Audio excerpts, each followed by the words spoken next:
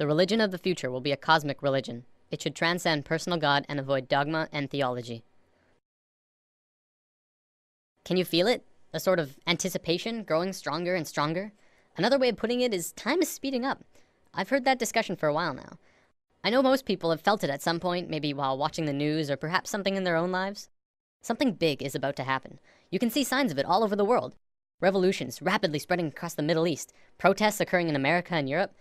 Earthquakes are devastating the world, like in Japan, Myanmar, and Greece. The global economy is failing so hard that it looks like we're looking forward into a global recession, the likes of which makes the 30s look like a cakewalk. Not to mention that if global warming doesn't put our planet into an ice age, we're gonna kill ourselves from overpopulation for sure. And using the rate of doubling, we definitely don't have the resources to survive the way we are for maybe a little over 10 years. Yet, despite all of these things, we're about to learn something amazing. It's something that will transform the earth into something completely different, something incredible and beautiful. Many people across the globe have learned about this, and they've applied it to themselves and witnessed marvelous changes. Others have dedicated their lives to talking about it, to teaching it. I'm someone who's still exploring it, and I want more people to talk about it with. Mind, body, spirit. This is the sacred trinity that allows us life on earth.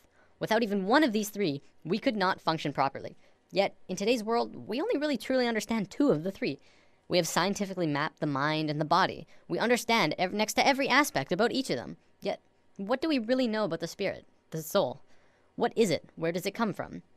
For centuries, religions have been the primary source for answers pertaining to the soul, but they're not concrete. Many different religions have a different answer and ideas about how things work on this level. Recently, however, a discovery was made, which led to new discoveries and further discoveries.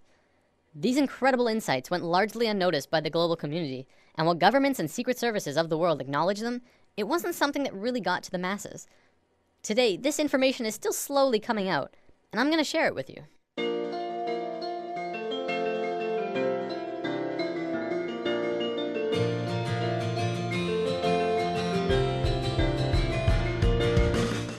In the world of science, what do we really know about thoughts? We know we can measure them. By hooking up scanners, you can measure the frequency that are emitted when you think them. They're measurable, yet there isn't anywhere specific in the brain that holds them. Is it possible that you create your thoughts outside your mind? Maybe not. But is it possible that you create your thoughts into the external world from your mind? This is what we're going to talk about today. Have you ever had a moment where you knew exactly what someone else was going to say, about 2 or 3 seconds before they even started talking? Do you have a shared connection between a loved one or a pet where you can always tell exactly how the other is feeling or what they're thinking of, even if they're not really around? Have you ever met someone that you really got bad vibes from and your intuition turned out right? We've all had experiences like these at least a few times, some many more than others. There are even a few people who can kind of tap into this experience quite easily. I believe one of the terms for it is psychic. Let's say for the sake of discussion that when you think of something, anything, it appears right in front of you. No, not physically, but let's say it appears in a different realm that's in and around all of us. We'll just assume for now that it's not something that we're consciously aware of, and it's something that we're going to discuss later on. For now, let's just call it the thought realm. When you're doing something, you start by thinking about it. Whether you're building a pool in your backyard or making a sandwich, you have to have thought of it first. Even the subconscious thoughts for things like walking and breathing. This shouldn't be anything new to us. We think of things before we do them, even if it's a split second before them. This is just how we function, and our physical actions match the thoughts that we've created. You might say that you move through your thoughts, turning non-physical ideas into physical actions. When an inventor gets an idea, this idea can quickly spread throughout all of his colleagues and friends. Ideas and thoughts are spreadable. Multiple people can hold on to the same idea at once, allowing them to grow and develop further. In this scenario, don't think of thoughts as separate, but as a whole that everyone is latching onto. Of course, because we can't physically see this realm of thoughts, we can't tell exactly what the original idea was, only the interpretation that they describe using functions like speech and body language, as well as our own intuition, which is how thoughts connect to each other. Because of this, we add a bit of our own creation to the mix, our own spice, while still working towards the same common goal.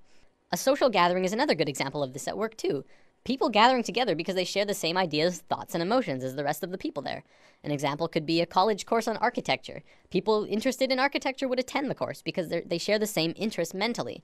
This shouldn't be anything mind-blowing. It's our day-to-day lives, just from a different perspective. Even if you're using something that someone else made, you're still creating this experience for yourself. You manifested that iPad or house or whatever into your experiences. So with thoughts connecting with other thoughts comes our first big realization. This new understanding of how intertwined we truly are, we are not only connected in the physical realm, but in a mental and spiritual way as well. Up until recently, humankind has always understood simply that they were connected only through their physical being. We assumed that the conscious experience, as well as all of the thinking, was totally 100% isolated from the rest of everyone else.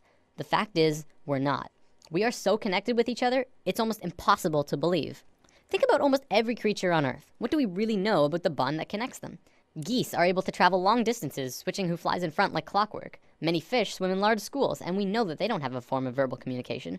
Our pets are able to communicate with each other without speaking. Yet, it's like they know what each other are feeling and connect in a very amazing personal way.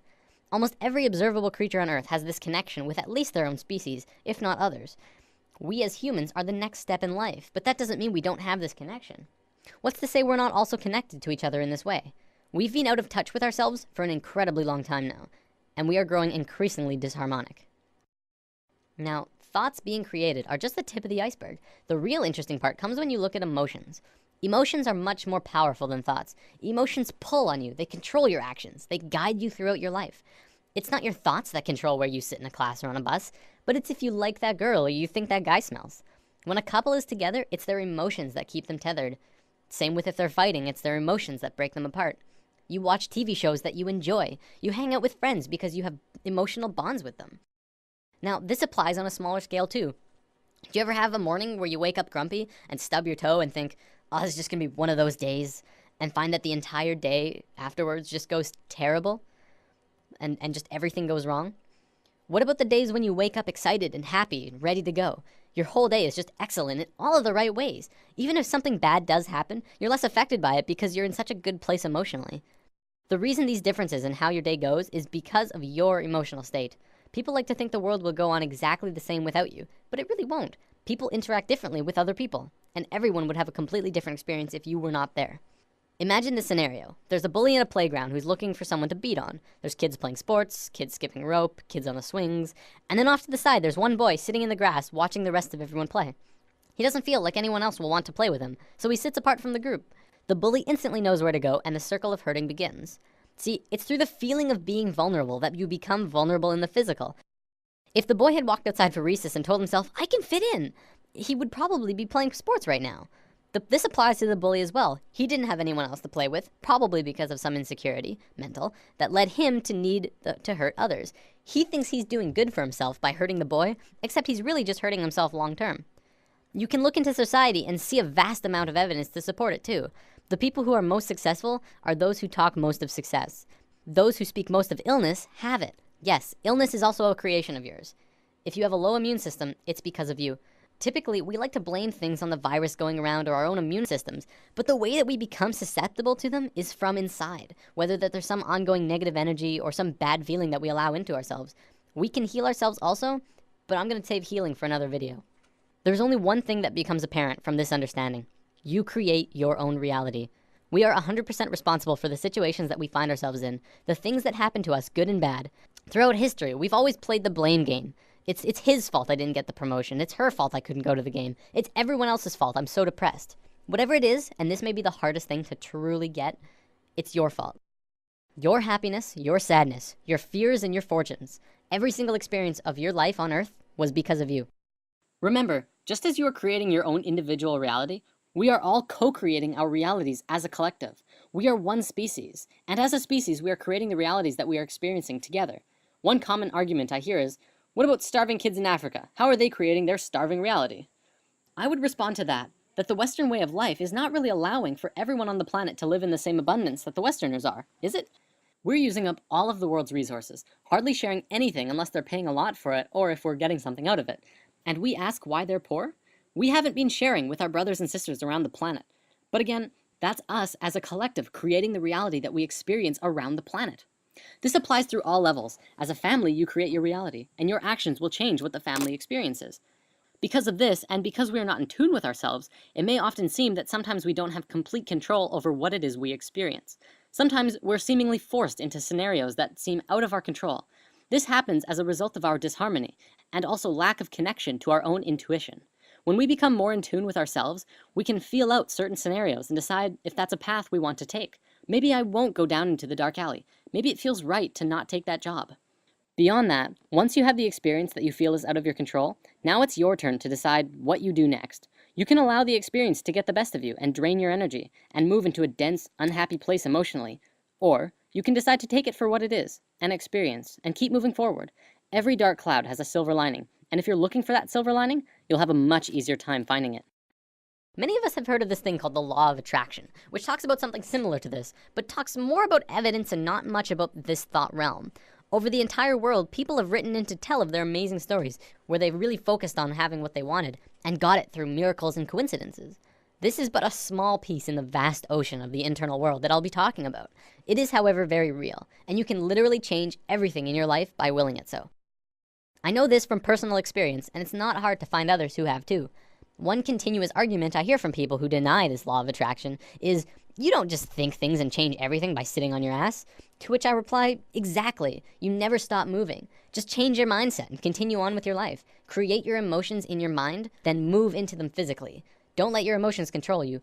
Pull your thoughts into the physical realm. What can you do to change things? Well, just be good to yourself. Fill yourself up with the emotion of love and happiness as you go about your day. Treat yourself and try to change your perception of your life from what others think is best for you to what you think is best for you.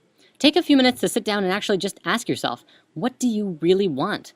Of course, at first a lot of people might first think of money, wealth, fame, and luxury. And hey, those things are pretty nice. But will they buy you happiness? I guess that depends on you. I found in my experiences that beyond all of those things, what people really want is to be accepted, appreciated, and loved. By giving that to others, you will in turn get that back, and the bond that connects you to everyone around you will strengthen so much further. I want to bring up one more thing before I run out of time. There was a scientist in Japan a few years back who made an incredible discovery, but one that also went largely unnoticed or recognized by the global scientific community. Dr. Masaru Emoto discovered that by putting words on a side of a glass of water and freezing the water, you could change how the water would freeze into crystals. On a jar that said, "I love you," this is how the water crystal froze. On a jar that said, "You make me sick, I want to kill you," it froze like this. If thoughts can do that to water, just imagine what thoughts can do to us. Well, looks like I'm about out of time for today. Before I go, I want to leave you with words to sit on. For anyone who is looking for direction right now. You can have, do, or be anything you want. Namaste. Thanks for listening. There's nothing you can do that can't be done. Nothing you can sing that can't be sung. Nothing you can say, but you can learn how to play the game.